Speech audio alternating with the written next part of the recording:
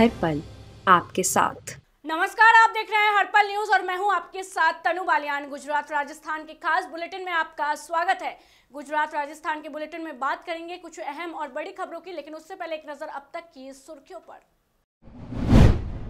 कोयला खदान को लेकर आमने सामने बघेल और गहलोत। बघेल सरकार पर कोयला खदान को मंजूरी न देने का है आरोप। गहलोत ने सोनिया गांधी को लिखी चिट्ठी। कार्यक्रम में सचिन ने गाया गीत जीना यहाँ मरना यहाँ, इसके सिवा जाना कहाँ। गाया गाना, समर्थकों ने की प्रशंसा, वीडियो को किया शेयर। गुजरात में ग्राम पंचायत चुनाव के नतीजों की मतगणना। 8,686 पंचायतों के नतीजों की घोषणा। सभी गांवों में बैलेट पेपर से दिए गए थे मतदान। राजस्थान के अलवर में 50 करोड़ के एसी जलकर हुए राख। 44,000 एसी बने कबाड़। जापानी दूतावास ने सीएम निवास को दी आग की सूचना। पूर्व डिप्टी सीएम सचिन पायलट का राजधानी के चैरिटी शो में एक गाना चर्चा का विषय बन गया है।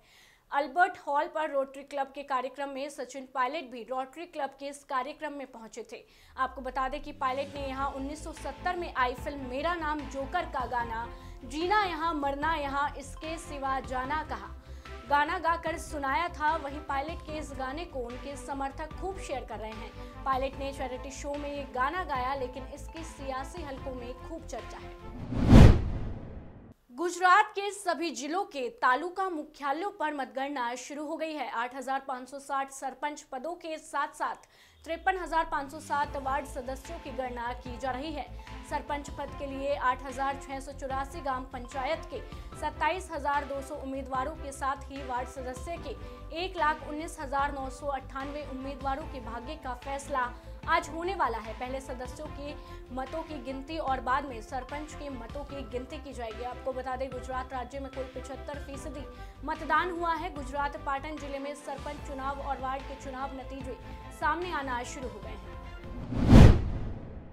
जिला सिरोही में जिला प्रशासन एवं सूचना जनसंपर्क कार्यालय में विकास प्रदर्शनी के शुभारंभ कार्यक्रम का आयोजन किया गया। उप मुख्य सचेतक महेंद्र चौधरी ने कार्यक्रम में भाग लिया और इस आंकड़ा में जल जीवन मिशन कार्यक्रम के तहत घर घर पानी कनेक्शन को लेकर 94 लाख और केर में 117.40 लाख की स्वीकृत योजना का लोकार्पण कार्यक्रम में शिरकत की। उसके बाद पावापुरी गौशाला का निरीक्षण भी किया। गायों को गुड़ खिलाया और नदीन श्रवण फेम प्रसिद्ध संगीतकार श्रवण कुमार के देहांत पर उनके गृहनगर सिरोही में आयोजित शोक सभा में शिरकत की गई। गुजरात के छोटा उदयपुर में सरपंच का चुनाव लड़ रही मुंबई की मॉडल आयशा पटेल काफी चर्चाओं में है। करीब 10 से 12 साल मुंबई में मॉडलिंग की ग्लैमर की दुनिया में रहने के बाद लॉकडाउन के दौरान जब वे गुजरात अपने गांव में आई तो वहां के गरीब मजदूर परिवारों को देखकर उनका मन द्रवित हो गया। अपने घर पर काम करने वाले एक बालक के वे घर गई और उनकी मुसीबतों को देखा। धीरे धीरे गांव के अन्य परिवारों के लोग भी उनसे मिलने लगे और वो भी उनकी बस्ती में जाने लगी। आखिर उन्होंने गांव में शिक्षा, स्वास्थ्य, पानी, बिजली और लोगों की तकलीफों को दूर करने के लिए सरपंच का चुनाव लड़ना बेहतर समझा। गांव के कुछ दबंग लोगों ने उनका विरोध भी किया।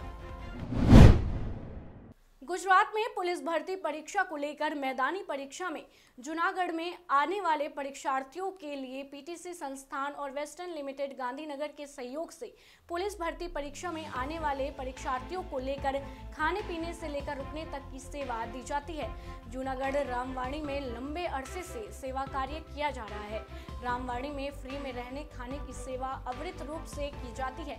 इस मौके पर संचालन करते हुए भरत भाई पटेल ने बताया कि आज 300 पुलिस भर्ती परीक्षा में शामिल परीक्षार्थी ने लाभ लिया था।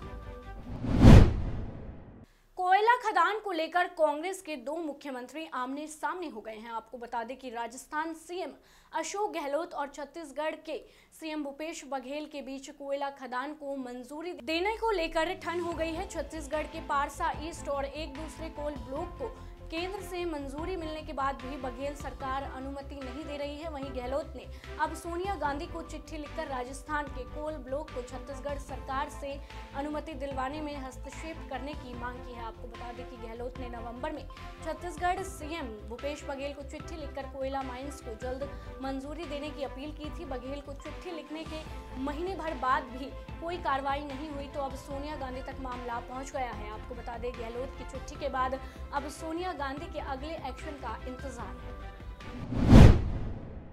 गुजरात सरकार ने ओमिक्रॉन के बढ़ते मामलों के बीच राज्य के 8 प्रमुख शहरों में नाइट कर्फ्यू 31 दिसंबर तक बढ़ा दिया गया है। आपको बता दें कि कर्फ्यू का समय सुबह 1 बजे से सुबह 5 बजे तक रहेगा। इसमें अहमदाबाद, गांधीनगर, सूरत, राजकोट, वडोदरा, भावनगर, जामनगर और जूनागढ़ शामिल हैं।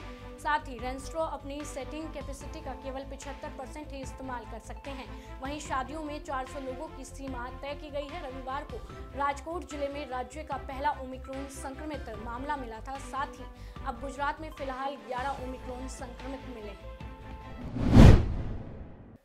अलवर के नीमराणा इंडस्ट्रियल एरिया में Daikin air conditioning India private limited company के वेयर हाउस में देर रात आग लग गई। सूचना के बाद फायर ब्रिगेड की टीम में कड़ी मशक्कत के बाद आग पर काबू पा लिया गया। वहीं गोदाम में रखा करीब 44,000 एयर कंडीशनर जलकर खाक हो गया। आग से करोड़ों रुपए का नुकसान भी हो गया। आपको बता दें कि कंपनी की ओर से कंट्रोल रूम पर आग लगने की सूचना दी गई थी। इसके बाद स्थानीय फायर ब्रिगेड आग बुझाने पहुंची।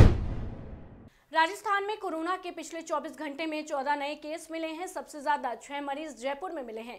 पूरे राज्य में मंगलवार को कोरोना से 45 मरीज रिकवर हुए हैं, जिसके बाद एक्टिव मरीजों की संख्या कम होकर 210 पर पहुंच गई है। सबसे ज्यादा एक्टिव मरीज जयपुर में 48 मरीज मिले हैं। वहीं medical and health department Rajasthan की रिपोर्ट देखें तो मंगलवार को जयपुर के अलावा पाली, अजमेर में 2, भरतपुर, भीलवाड़ा, बीकानेर और गंगानगर में एक केस मिला है। वहीं मंगलवार को जयपुर में जो 6 केस मिले हैं उसमें 5 केस एक ही परिवार के हैं, जो जयपुर के मानसरोवर क्षेत्र के रहने वाले हैं। इस परिवार में 2 बच्चे भी शामिल हैं। उन्होंने बताया कि परिवार के सभी सदस्यों की स्थिति सामान्य है और हल्के लक्षण हैं। आपको बता दें कि जयपुर में राहत की बात यह है कि जयपुर में मंगलवार को 18 मरीज रिकवर हुए हैं। इससे जयपुर में एक्टिव केस की संख्या कम होकर अब 43 रह गई है।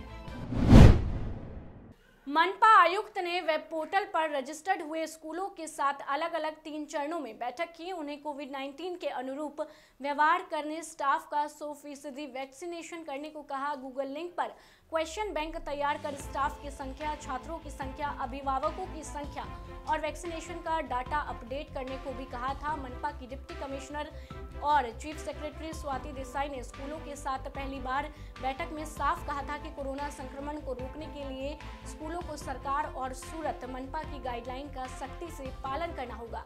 जो स्कूल गाइडलाइन का पालन नहीं करेगा उनके खिलाफ डिजास्टर मैनेजमेंट एक्ट के तहत कार्रवाई की जाएगी। जयपुर में मंगलवार को पति ने बीच सड़क पर चाकू से ताबड़तोड़ वार कर पत्नी के बॉयफ्रेंड की हत्या कर दी। इसके बाद आरोपी पति फरार हो गया। मौके पर पहुंची विश्वकर्मा थाना पुलिस ने गंभीर घायल युवक को अस्पताल पहुंचाया, जहां डॉक्टरों ने उसे मृत घोषित कर दिया। पुलिस अब आरोपी की तलाश में संभावित जगहों पर छापेमारी कर रही है। वारदात सुबह करीब 5 बजे हुई। फिलहाल के लिए गुजरात राजस्थान के बुलेटिन में बस इतना ही। देश दुनिया की तमाम खबरों को जानने के लिए आप जुड़े रहिए हमारे साथ और देखते रहिए हर पल न्यूज़।